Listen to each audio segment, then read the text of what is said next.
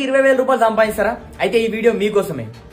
మీరు ఎప్పుడన్నా మీ జీవిత ఆదాయాన్ని లెక్క చేసే ప్రయత్నం చేసిండ్రా?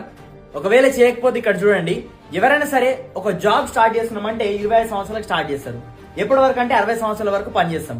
మరి ఈ గ్యాప్ లో అంటే 35 సంవత్సరాలు మనం పని చేయగలుగుతాం. మరి 35 సంవత్సరాలు 12 నెలలు పనిచేస్తే దాదాపు 420 నెలలు అవుతుంది. ఆ 420 నెలలు మనము 20,000 రూపాయలు సంపాదించగలిగితే మన జీవిత ఆదాయం ఎంత అంటే 84 లక్షల రూపాయలు.